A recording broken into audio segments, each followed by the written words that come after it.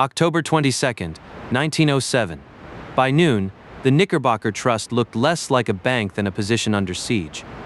Thousands of depositors crowded the sidewalk because a bank run obeys one brutal rule. The first people in line get cash, and the last people get explanations. The impossible part was that trusts like Knickerbocker had learned to act like banks without being protected like banks. The United States had no central bank and no public institution whose job was to stop a run like this once it started. By the next day, the New York Times had reduced the disaster to 4 words: Knickerbocker will not open. A trust company that large had failed in public. The trust paid out roughly $8 million in a few hours. Police could hold back bodies, but they could not hold back the conclusion moving through the line. If this spread, John Pierpont Morgan would have to do a central bank's job. When the doors finally closed, the fear did not stop at Knickerbocker. It escaped into the city. The next morning, Isabel Leon wrote that yesterday's paper said aid would be given to the Knickerbocker, but it wasn't forthcoming. What failed that day was not just one trust company. It was the assumption that the system underneath it would always catch the fall. The run only makes sense once you see the machine it struck. The American economy of 1907 was huge, modern, and still built on improvisation. Industry had scaled faster than regulation, and finance had scaled faster than safety. The most important thing missing was also the simplest to describe. There was no Federal Reserve, no standing institution whose job was to flood the system with cash when everyone else was afraid. National banks carried heavier reserve requirements. Trust companies carried lighter ones. That made trusts faster in a boom and more fragile in a stampede. And the institutions that mattered were packed close together, connected by rumor, credit, and the daily habit of believing the next name on the street was solid. Credit was already tight. The San Francisco earthquake had strained insurers and money markets across the Atlantic world, leaving less room for error when New York finally stumbled. So when the spark came, it hit an economy that was already dry. The spark had a face. F. Augustus Heinze, one of the Montana Copper Kings, arrived in New York with money, nerve, and a reckless faith that he could bully the market into doing what he wanted. In mid-October, Heinze and his circle tried to corner United Copper stock. The idea was simple: buy so much of the float that anyone betting against the company would be trapped. Instead of squeezing the shorts, Heinze exposed himself. The price spiked, then collapsed from around $60 to roughly $10. The corner did not kill the market. It killed confidence in the man attached to it. That mattered because Heinze was not only a speculator, he sat inside the banking system. He was president of the Mercantile National Bank, and once the papers tied his failure to an actual institution, depositors started asking the only question that matters in a panic: is my money still there?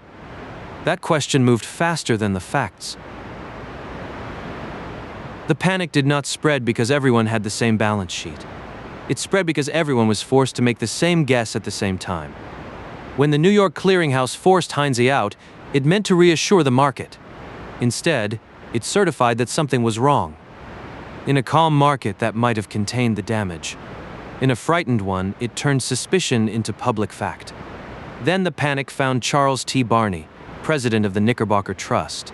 Barney's connection to Heinze's world was loose, but panic is not an accountant. It is an accelerator.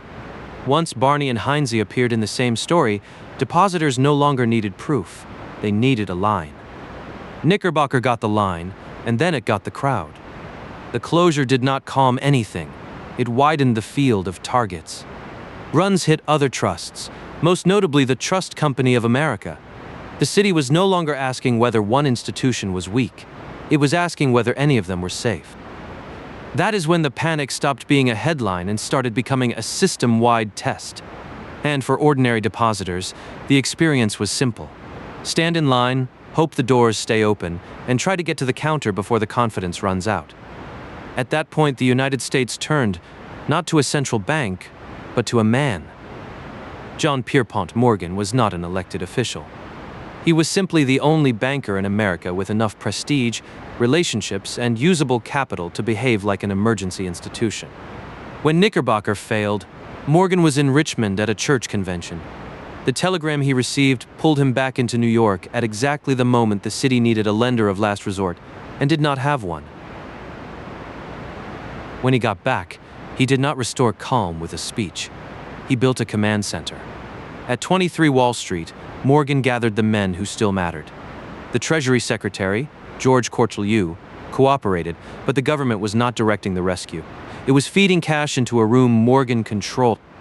His method was blunt and practical. Find out who is solvent, find out who is merely illiquid, and decide where the next dollar buys time instead of panic. Public authority still existed, but it moved in support of Morgan's triage, not above it. That meant nights of auditing, ledger by ledger, institution by institution, because in a panic, the difference between insolvency and illiquidity determines whether a rescue is medicine or waste. The most famous scene of the panic happened away from the exchange. It happened in Morgan's library on Madison Avenue, a palace of stone and manuscript where exhausted bankers came to negotiate under one man's supervision. By early November, the Trust Company of America and the Lincoln Trust were in danger. Morgan summoned the trust presidents and demanded a rescue pool large enough to stop the runs. The problem was not technical. It was political. Healthy institutions hated the idea of risking their own money to save rivals they did not entirely trust. So Morgan took away delay. Accounts differ on the exact choreography, but the substance is clear. The men in that room were not leaving until they produced an agreement. What emerged was a private substitute for public infrastructure. Banks, trusts, and treasury money feeding a common pool because the country had no permanent one. They argued into the small hours while auditors tested books and Morgan waited for a number large enough to hold the line another day. Near dawn, the signatures came. Morgan had not abolished panic. He had bought time, and he would need to buy it again almost immediately. The runs on trusts were only half the crisis. The other half was happening across the street at the stock exchange. Brokers depended on call money, overnight loans that financed trading day by day. When banks began hoarding cash, that market seized up. Call money rates shot from ordinary levels into triple digits. That was the market's way of saying liquidity had become scarce enough to look punitive. If brokers could not borrow, they could not settle trades. And if the exchange closed, the world would read the closure as a confession that American finance itself had broken. So the president of the exchange ran to Morgan and asked for $25 million before the afternoon was out. Morgan turned to the city's strongest bankers and made the request feel less like a proposal than an obligation.